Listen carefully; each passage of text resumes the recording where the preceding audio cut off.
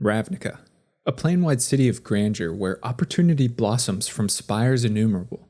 Its skyline extends beyond the horizon. Its streets fill with the bustling hum of metropolitan affairs. Its darkened alleys and grim undercity cover illicit rendezvous. It enraptures with sheer magnitude, a world of wonder open to possibility. Ravnica's cobbled urban jungle is, however, riven by partisan factionalism. 10 guilds, each with distinct agendas and ideologies, act as Ravnica's foundational power, bound to another through the pervasive, absolute magic of the Guild Pact. They feud endlessly with another, clashing for primacy over Ravnica's crowded districts. Millennia have shaped them into unique organizations peopled with myriad races, creatures, and cultures, all united in purpose by civic duty. Theirs is a history convoluted by intrigue, subterfuge, war, and propaganda as each struggles to wrest control of this vibrant city.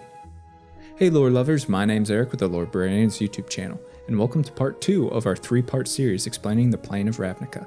If you haven't already, be sure to check out part 1 detailing the plane itself, its locations, and its history. Links in the description. In this video, we'll shift our lens to Ravnica's guilds and scrutinize those that have two-colored allied pairings: the Azorius Senate, the Selesnya Conclave, the Gruul Clans, the Cult of Rakdos, and House Dimir. Part 3 will focus on the enemy color pairs to round out all 10 guilds. But before we begin, I want to give a huge shout out to my patrons over on Patreon. Their support is greatly appreciated and helps the channel grow and improve. Alright, let's dive in.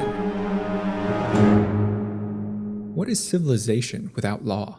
Without structure, Ravnica's spires would crumble to ruin, its people slaughtered mercilessly and without purpose in an inundating wave of anarchistic chaos.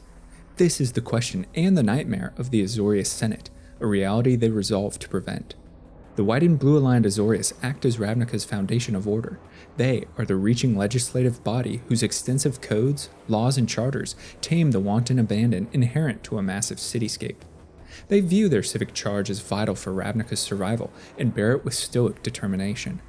Masters of debate and rebuttal, Azorius senators and law mages infuriate with their constancy, with their control of emotion, their abilities on display in the illustration of Absorb, the flavor text of which highlights a mage's admonition of criminal activity. In your misguided attempt to subvert the law, you have eloquently explained why the law must exist. The Azorius Senate is filled with law mages, clerks, soldiers, and spies who wield white and blue mana ley lines to weave order from anarchy. As the color of unity, of structure and organization, white mana powers Azorius hieromancy, manifests the written word into literal binding action. It engenders a sense of shared duty among justiciars and hussars that patrol city streets as peace officers. As the color of insight, foresight, and intellect, blue mana inspires Azorius allocutors and law mages to draft novel codes, to understand the dizzying legal jargon. It fuels precognition mages and spies who surveil all Ravnica and can disrupt illegal conduct with seizing countermagic, often before it begins. When harmoniously balanced, these colors empower the Azorius to fulfill their role as the city's primary governing and policing body, blanketing Ravnica in peaceful security. Their harmonious weaving is displayed in the cards Arrester's Admonition and Arrester's Zeal. Their texts adamantly state the Senate's philosophy. Law is the voice of reason. Law is the light of civilization. When taken to extremes, however, these colors are oppressive and tyrannical. They crush dissent, see crime in every shadow, and stifle progress.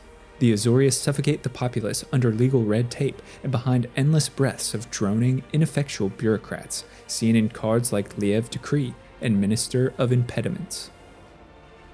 Commitment to order and command of information are manifest in the Azorius guild mechanics. The forecast ability demonstrates insight while also pressing the law's inexorable advance. Structure comes no matter what. The detain mechanic showcases the prowess of Azorius justiciars, arresters, and knights who bind threats and prevent plots. Their hieromancy given form in cards like Inaction, Injunction, and Detention Sphere. The addendum ability signifies powerful precognition within the Senate, able to act at a moment's notice, but consolidated in strength when given time to prepare. Prov stood as the beating heart of the Senate and the Azorius Guild Hall for much time. Its imposing marble spires and silent walks were destroyed in the climax of the original Ravnica block. The location left for reclamation by Ravnica's wilds, as seen in the card Urban Burgeoning. Years later, the new seat of power for the Azorius was established with New Prov, and structure within the Senate mirrors that of its New Prov Guild Hall. A trio of domineering columns, austere in architecture, form a circular courtyard that connects them, as seen in the illustration of Hallowed Fountain. Each column houses a branch of government unique in duties. The Sova column functions as a judicial body. Here, supreme judges arbitrate criminal cases and adjudicate on the correct interpretation of the law in sterile, lifeless courtrooms. The Jelen column, meanwhile, concerns itself with drafting new codices as legislative body. Thousands of regulations and ordinances for proper governing are lost within the endless shuffle of parchment and ink-stained vellum. Finally, the Liev column stands as the sword and shield, the action behind words and policing body. It dispatches Azorius Sky Knights, arresters, and spies to seize criminals as and before they commit crimes. Their roles are seen in the 3 points of the guild's symbol, seen in the Azorius Cluestone, whose flavortext reads, "Its 3 sides represent the Sova, judges and arbitrators, the Jelen, scribes and allocutors, and the Liev, law mages and enforcers." The Liev's power has expanded unchecked. While clerks and officials are bound by processes that take time to execute, the Liev grab emergency power to apprehend suspects with haste. The Sphinx planeswalker Azor acted as founding parent of the Azorius, after whom the guild is named. In contemporary times, the enigmatic and ponderous Sphinx Hesperia presided as supreme judge and guildmaster of the Azorius. She was the voice of justice, piercing and absolute, whose decisions steered Senate actions. The tumultuous events surrounding Nicol Bolas's invasion in the War of the Spark saw Hesperia murdered by the Gorgon Vraska. The Sphinx's death created a crippling power vacuum for the Senate that is yet decided on effective leadership after Dovin Baan's brief tenure while acting as agent for Bolas. The famed arrestor Lavinia works from the shadows to maintain some semblance of stability within Azorius bureaucracy. Hesperia's legacy is her leadership, which draws many Sphinxes to the guild who appreciate Azorius prognostication. They seek balance and offer insight. The intelligent Vidalcan are also attracted to Azorius ideals of knowledge and detail. They are masters of legal code, of data analysis and extraction, effectuating the guild's premier law mages, seen in precognition perception.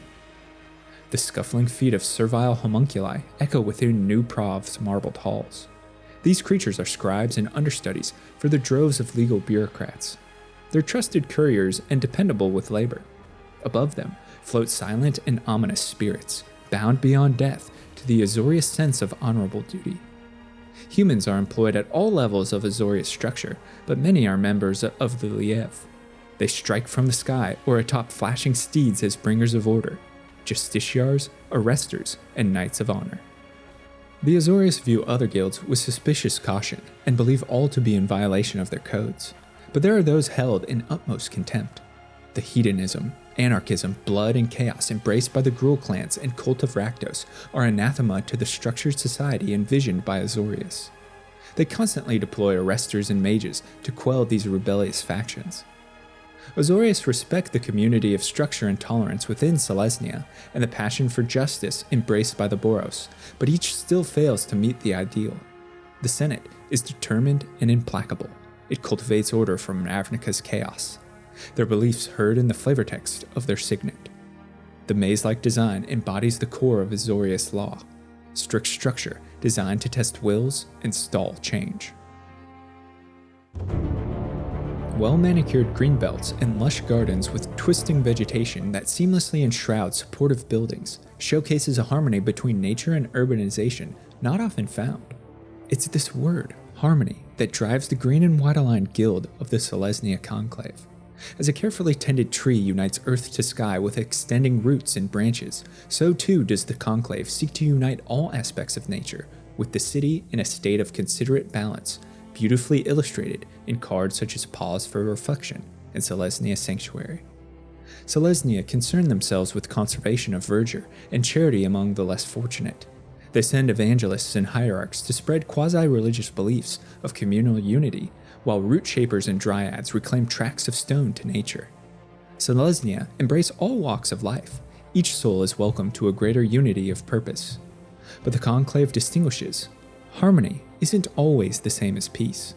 Neither can be had so long as their enemies, ambition, greed, and harm, thrive. The Selesnya arm themselves to violently expel such infernal threats of discord.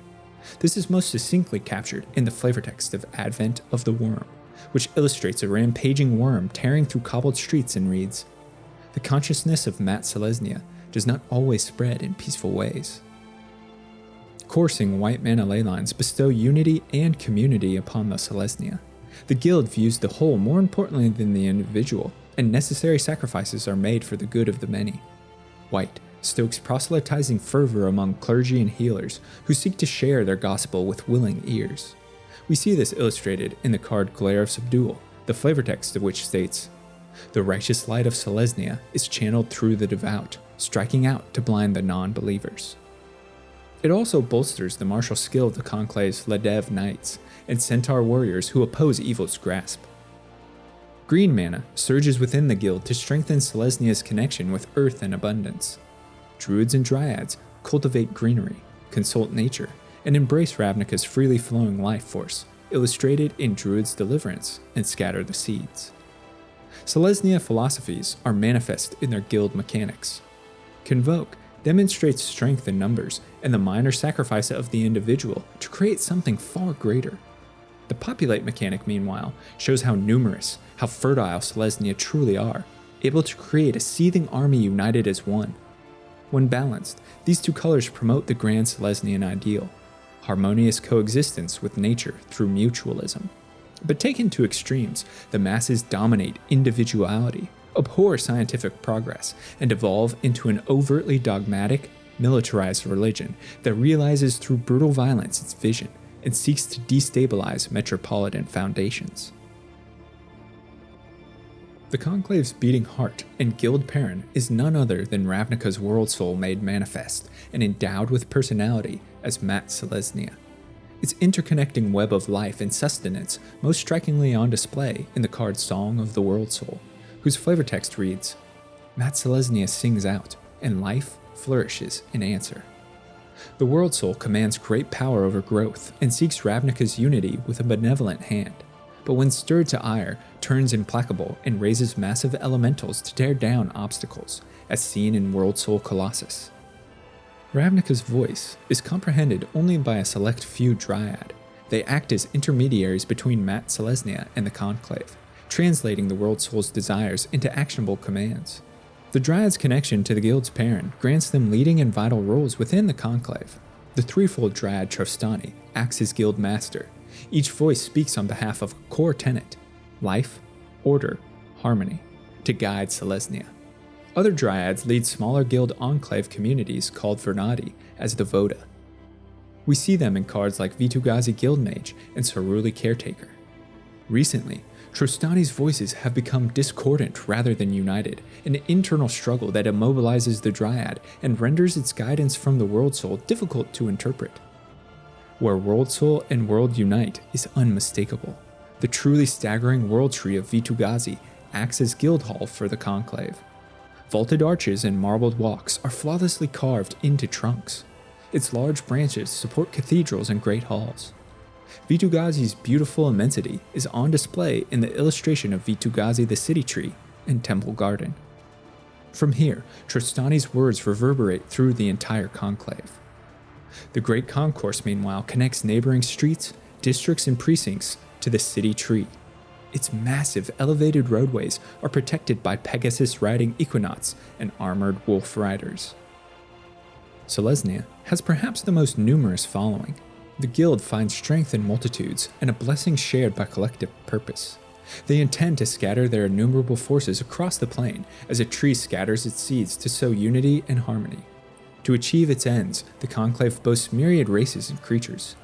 Elves and centaurs are bound to Selesnya through reverence towards nature and its staunch defense. The flavor text of Centaur Safeguard illuminates their role. Swift, strong, and selfless, the centaurs are the shields of the Conclave. Religious zeal and martial cunning draw the hulking, steadfast Loxodon to swell the ranks, such as the Loxodon Hierarch and Smiter. Dryads act as liaisons between nature and the Conclave. A grand camaraderie unites all Selesnya races, each granting unique skills to the common good. An auxiliary of elementals, hounds, wolves, plants, and Ravnica's implacable worms complement Selesnya in battle. Taken together, they are an impressive sight illustrated in cards like March of the Multitudes and Collective Blessing. From the smallest fern to the largest behemoth, Their number is truly legion. The Selesnya see all other guilds as hopelessly naive and cloistered from Mat Selesnya's loving embrace. They particularly despise the Izzet League for its obsession with artifice, progress, and civilization. Rakdos and House Dimir embrace cold killing, forgetting the pleasure in life. Selesnya commend the Azorius' attempt at unity and the Golgari's reverence of nature, but neither have struck harmony. The golden path of Mat Selesnya is espoused in the flavortext of their signet. The symbol of the conclave is one of unity, with tree supporting sun and sun feeding tree. Ravnica is sick, infected with a bloated corruption masquerading as civilization that weakens body and mind, or so members of the Gruul think. The red and green aligned Gruul Clans are a loose affiliation of raiders and warbands united in their abhorrence of urbanization or structure, reverence towards the shamanistic old ways, and preference for anarchical bloodshed. The Gruul exist outside the law and on the fringes of civility. They wage constant war against another and the city. Their purpose? To reclaim Ravnica's stone spires, to topple ineffective government, to return to a time where only the fittest survived and the strongest ruled. This is blatantly displayed in the illustration of Decimate, which shows rampaging Gruul marauders raising an Azorius stronghold, the flavortext of which reads, "Anarchy comes in many forms: social, individual, Gruul." Rage within the clan is stoked by the fiery presence of red mana ley lines which feel destructive magic. They follow Red's aspects of erratic energy, passion, violence, and freedom. Gruul warriors rage at the city and reduce entire blocks to uninhabitable rubble belts, which we see in cards like Wrecking Ogre and Rubble Slinger. More than blind anarchists, the Gruul are bound to nature by deep connections of green mana ley lines. They see in the natural order a land of justice and liberation from suffocating conformity beneath Ravnican civilization, the complexities of which can be heard in the flavortext of Burning Tree Emissary. Those who regard the Gruul as savage simpletons underestimate the subtle power of their shamans. Their druids and shamans perform rituals to stimulate growth, to invigorate, and to capture nature's bestial side, empowering their raiding warbands. Green and red are violently intertwined in the Gruul guild mechanics. Bloodthirst feeds the clan's frenzy, passing strength to others whose lust is unleashed once blood is drawn. The blood rush mechanic further exemplifies Gruul's reckless abandon, allowing the rage of war beasts and behemoths to be wielded to devastating effect. Riot symbolizes the Gruul philosophy: strike swift and strike hard, to tear down organized civilization and return to nature's old ways. When balanced, these colors promote awesome bounty, rely on its strength as their own, and embrace the deadly but beautiful aspects of life in uncivilized verdure. When taken to extremes, these colors preach anarchy, born of dogmatic naturalism. They crush civilization violently, slaughter thousands, and destroy in unparalleled, unnecessary carnage.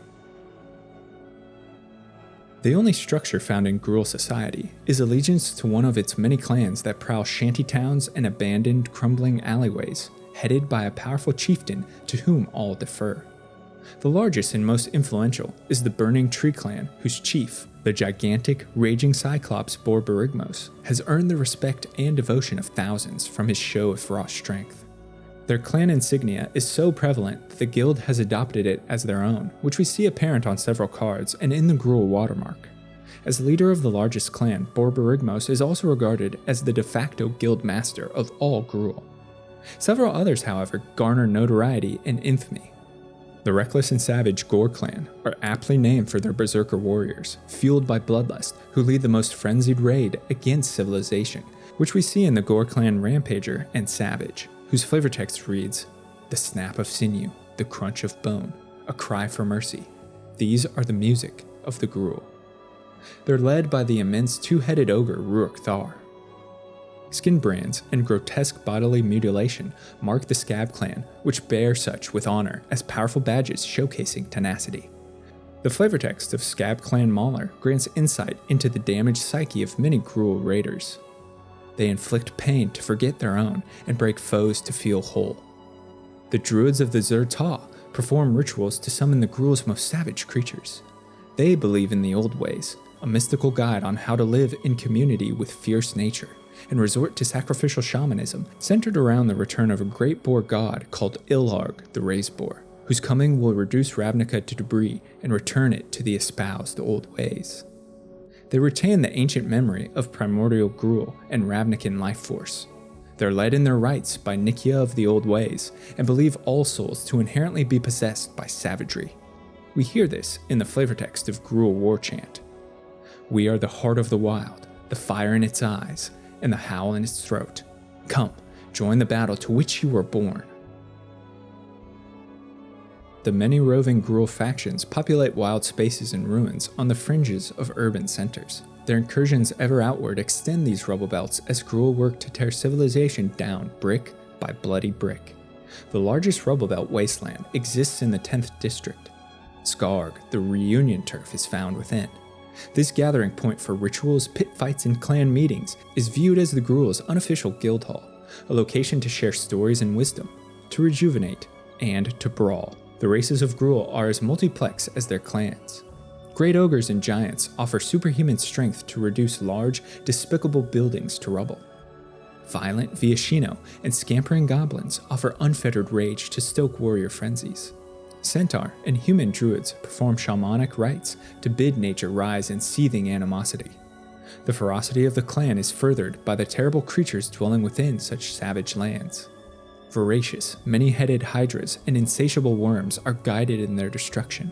Behind, entire neighborhoods are razed. Even the land is stirred to frantic levels as elementals born from fire, rock, and magma unleash nature's pent fury against Ravnica, which we see in cards like Rubble Hulk and Scorchwalker.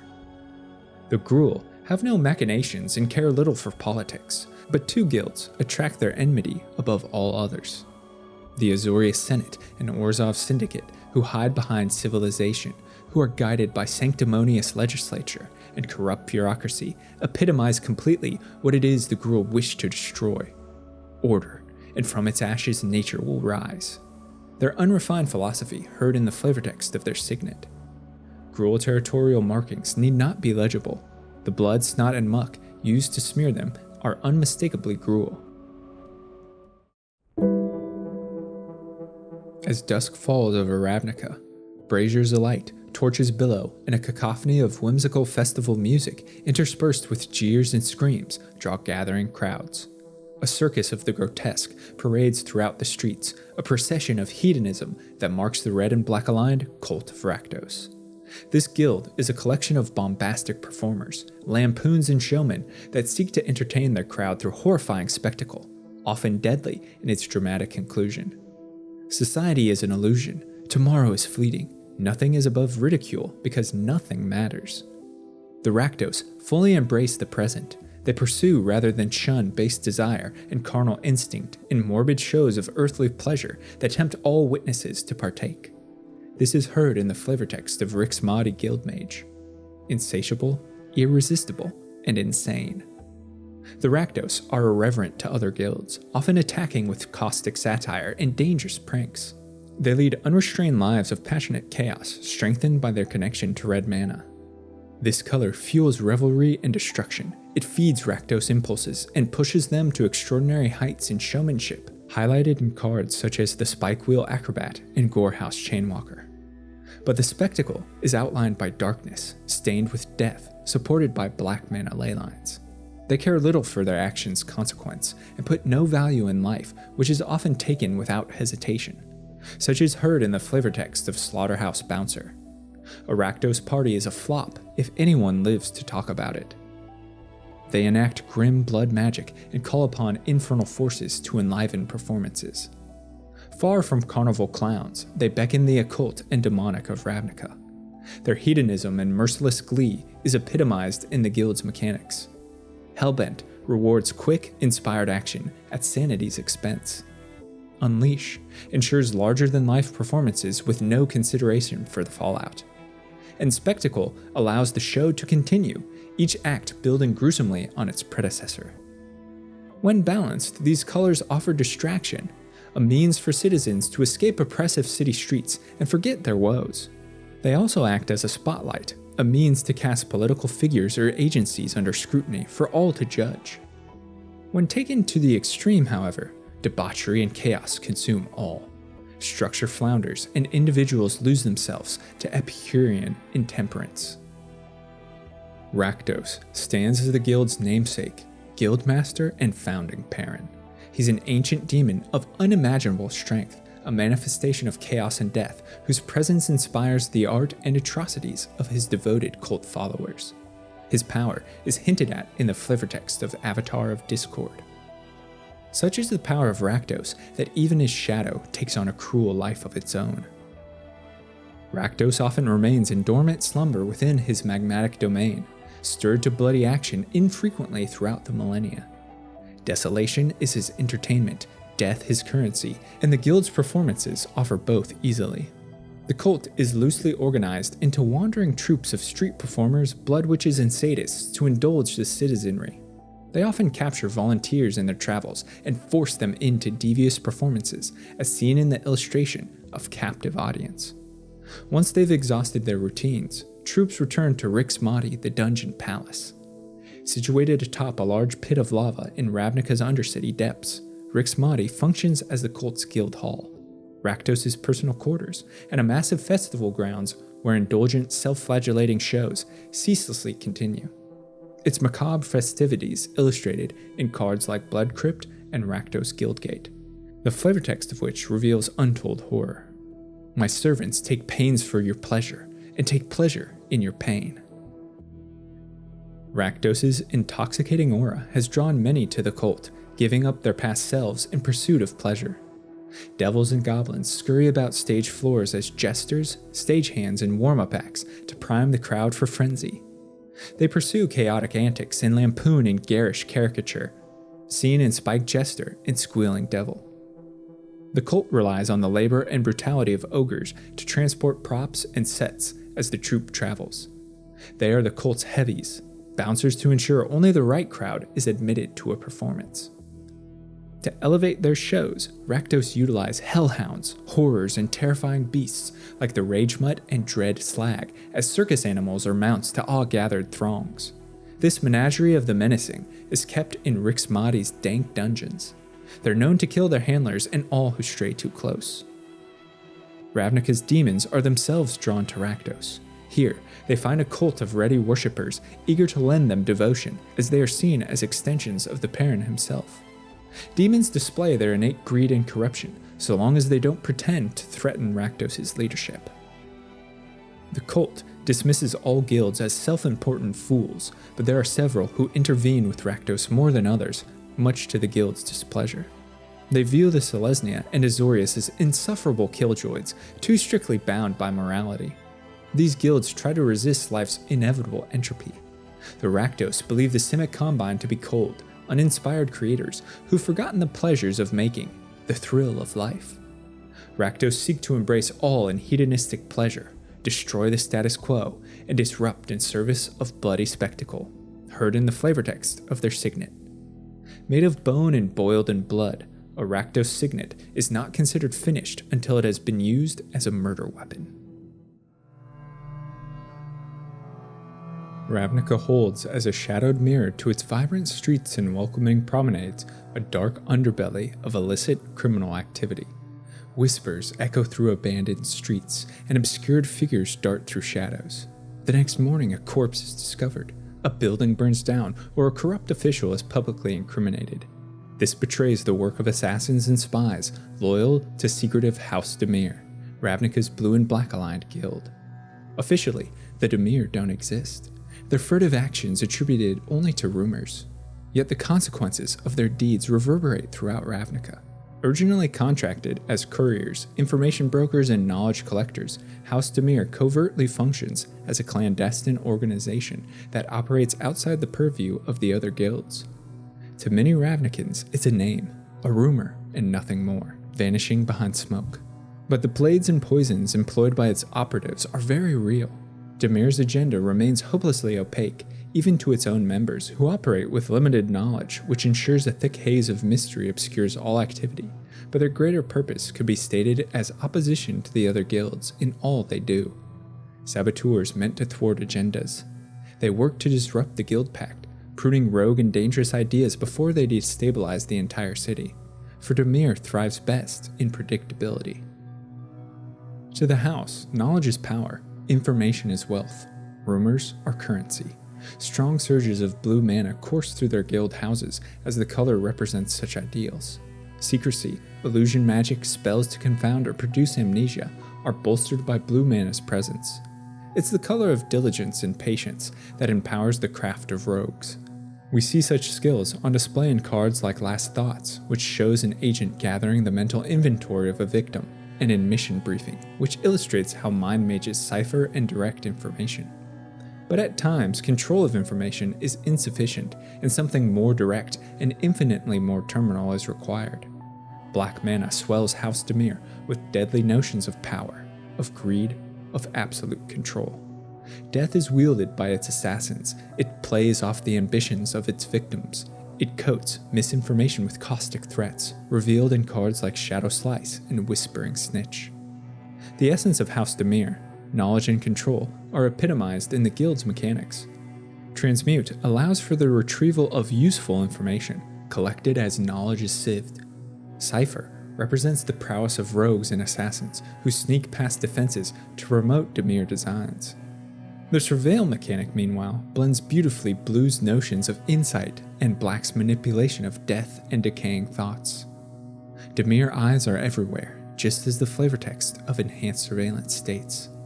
Who are the agents of the Dimir? No one, and everyone. When balanced, these colors work to maintain stability in a fragile environment through deeds less pleasurable if needs must. They shape society, guide it with unseen hands. But when taken to extremes, these colors lay bare the dangers in cold killing, in disinformation and sabotage, which can just as easily lead to society's collapse. House Dimir's internal organization remains a puzzling mystery even to the initiated, but the current guildmaster is a shape-shifting genius known only as Lazav. From bottomless layers of secrecy, Lazav pulls puppet strings and commands agents through thought trails and mind messages. Extortion, assassination, and mental disruption are tools of choice to shape Ravnica. Beneath Lazav's inner circle is a covert network of couriers, spies, thieves, and mind mages who execute House Dimir's nefarious plans. They communicate through secret symbols, message and unbreakable codes.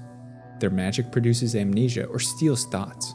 Their blades flash in moonlight before plunging into the heart, as seen in Artful Takedown, the text of which reads, Dimir assassinations are choreographed like dance routines. Each challenge is anticipated and countered with graceful ease. This all is covered by a veneer of public work as reporters and archivists for lay society. The Dimir operate from the relocated guild hall of Duskmantle, its original location forever lost with the death of their founding parent, the vampire Zedek. It's a dark, foreboding ruin within Ravnica's undercity. Networks of caverns, of twisting urban mazes, and vaulted arched towers mark the Dimir territory of Dinrova, Bane Alley, and Nightvale, whose haunts are patrolled by ghastly spirits and nocturnal horrors. This chilling landscape illustrated in cards like Dimir Guildgate and Watery Grave. Dimir agents are as inscrutable and formless as their guild, attracted by the ideals cemented in blue and black mana. Humans function at all levels as spies, assassins, thieves, and couriers. They apply their tools to further the cause. Vampires are a great asset to the Dimir for inherent traits of flight, speed, telepathy, and hypnotism. They are among the more elusive and inconspicuous of spies. The ancient vampire race known as the Moroi assumes a more sinister appearance and have unquenchable thirst for thoughts, psyche, and life force, which we hear in the flavor text of Psychic Drain. Gold can be re-earned, goods restored. The Moroi steal youth, more precious than either, and once gone, it's gone forever. The formlessness of House Dimir draws those of like nature, and shapeshifters bolster the ranks of clandestine agents. Their ability to alter appearance, to emulate others, to blend into a sea of faces grants Dimir significant power to enact subterfuge, displayed in Dimir Doppelganger. Several creatures, ugly and slinking, are utilized by the house. These abominations prowl the murky waterways and dark alleys around Duskmantle. Chittering insect horrors and ethereal thought aberrations strike fear into would-be interlopers like the consuming aberration. undead specters, intangible and dangerous, patrol skies atop nightmare steeds to steal thoughts and life. They fly silently around Nightvale. The Dimir spy on all other guilds, disrupt all their functions, but the house views some as more dangerous than others. The Gruul Clans and Izzet League are feared for their violent unpredictability.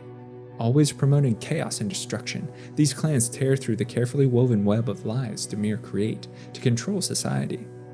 Whereas other guilds have easily foreseeable agendas, anarchy itself is a force Dimir corral with utmost effort. This agency of mind mages, thought manipulators, and sleeper agents works in the shadows to promote a vision few realize and control all of Ravnica's fate. Their chilling efficiency heard in the flavor text of their signet.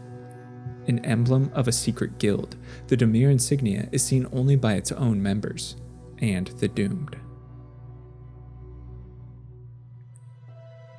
Thanks so much for watching and listening to this video on the 5 ally-colored guilds, and stay tuned for part 3 where we cover those remaining of the enemy-colored. Now I want to hear from you. Let me know your thoughts on the guilds, which one's your favorite, which are misguided, as well as suggestions for future videos in the comments below. And if you're a fan of lore and storytelling, be sure to subscribe to the channel, check out the podcast or the blog, where content is uploaded frequently. I want to thank my amazing supporters over on Patreon, who make all of this possible, and I couldn't do it without their fantastic support.